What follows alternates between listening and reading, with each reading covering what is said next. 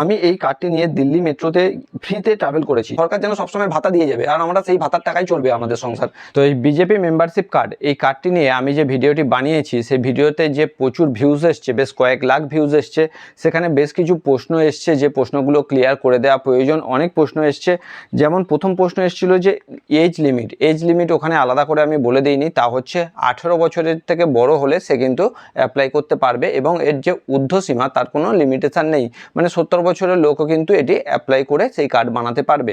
পরবর্তী প্রশ্ন হচ্ছিল যে ধর্ম নিয়ে, অর্থাৎ মুসলিম ধর্মের মানুষ কি এটি বানাতে পারবে নাকি শুধুমাত্র হিন্দুরাই পারবে, এরকম কোনো লিমিটেশান না, এরকম কোনো লিমিটেশান নেই, শুধুমাত্র ভারতীয় হতে হবে। ভারতীয় হলে কিন্তু আপনি অ্যাপ্লাই করতে পারবেন এবং আপনি এই কার্ড পেয়ে যাবেন। পরবর্তী কোশ্চেন হচ্ছিল যে মহিলারা কি অ্যাপ্লাই করতে পারবে? অবশ্যই, মহিলা পুরুষে এখানে কোনো রকম ডিফারেন্স নেই। পরবর্তী প্রশ্ন ছিল যে রিনিউ কতদিন ছাড়া ছাড়া করতে হবে? রিনিউ করতে হবে 5 বছরের মধ্যে, অর্থাৎ 5 বছরের ওভার হয়ে গেলে তখন কিন্তু কার্ডটি ল্যাপস হয়ে যাবে এবং সেই জায়গায় আপনাকে আবার ওই একই ফোন নম্বর দিয়ে নতুন করে কার্ড বানাতে হবে, নতুন আইডি তৈরি হবে। ফলে 5 বছরের মধ্যে আপনাকে কিন্তু একবার রিনিউ করতে হবে, তখন আরও একবার ফোন নম্বর দিয়ে লগ ইন করে একটা ওটিপি আসবে, আপনার রিনিউ হয়ে যাবে। নেক্সট আছে যারা 5 বছর, অলরেডি অনেকেরই কমেন্ট এসছে যারা আজ থেকে 7 বছর 8 বছর বানিয়েছিল আগে, তারা এখনও পর্যন্ত রিনিউ করেনি, তারা কিভাবে ডাউনলোড করবে? তো তারা যখন এখন ডাউনলোড করতে যাবে, তারা কার্ডটা যদি ঠিক না পায়, মানে ডাউনলোড অপশান না পায়, তাহলে কিন্তু তাকে নতুন করে কার্ডটা বানাতে হবে। আর 5 বছরের মধ্যে হলে তো সে তো ওটিপি দিয়ে নতুন করে মানে ডাউনলোড করে নিতে পারবে, জাস্ট রিনিউ হয়ে যাবে। কিন্তু যদি 5-6 বছরের উপরে হয়ে যায় তাহলে কিন্তু নতুন করে বানাতে হচ্ছে। পরবর্তী ছিল রেফারেন্স আইডি, এটা কিন্তু খুবই ভাইটাল। রেফারেন্স আইডি নিয়ে অনেকের কনফিউশন আছে যে রেফারেন্স আইডি কি দিতে হচ্ছে।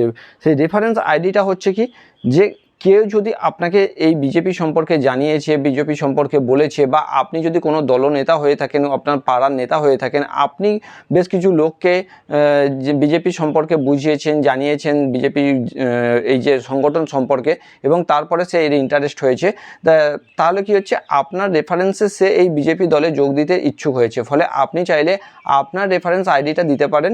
সেক্ষেত্রে আপনার একটা সংগঠন তৈরি হবে এবং পরে কোনো সুযোগ সুবিধা পাবেন কিনা এ ব্যাপারে হয়তো আমি এখনও পর্যন্ত নিশ্চিত নই, কিন্তু রেফারেন্স আইডিটা এই জন্যই, মানে আপনি যদি কাউকে জানিয়েছেন, যেমন আমি আপনাকে জানাচ্ছি, আপনি চাইলে আমার রেফারেন্স আইডিটাও দিতে পারেন, আমি স্ক্রিনে দিয়ে দেবো।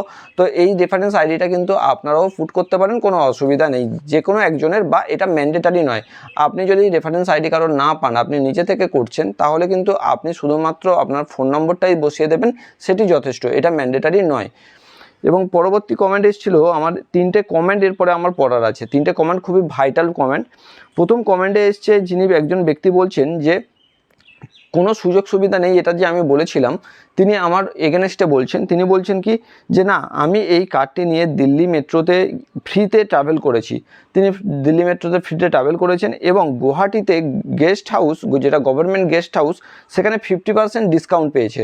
তো আমি আগেই বলেছিলাম যে সরকারি তরফ থেকে কোনো সুযোগ সুবিধা ম্যান্ডেটারি কোথাও নেই, কিন্তু পেলেও পেতে পারেন বিভিন্ন জায়গায় সুযোগ সুবিধা। সেই জন্য আপনি যদি চান বিজেপিকে, অবশ্যই এই কার্ডটা বানিয়ে নিন।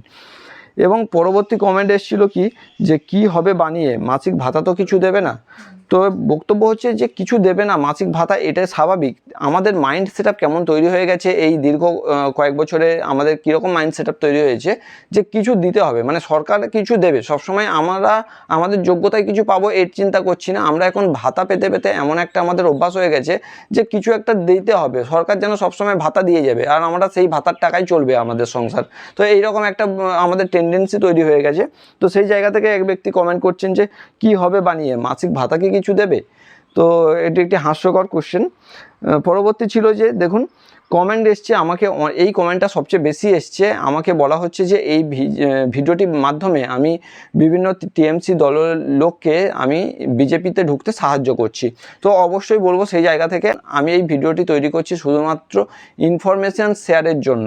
তো সেই জায়গায় থেকে দাঁড়িয়ে অনেকের মনে হতেই পারে যে হ্যাঁ, এই ভিডিওটি দেখে অনেক তৃণমূল নেতা যারা এখন বিজেপিতে ঢুকতে পারছে না, তারা তো এই কার্ডটি বানিয়ে নেবে এবং এই কার্ডটি দেখিয়ে তারা সহজেই প্রুভ করবে যে তারা বিজেপির একটি দলের লোক আর কি।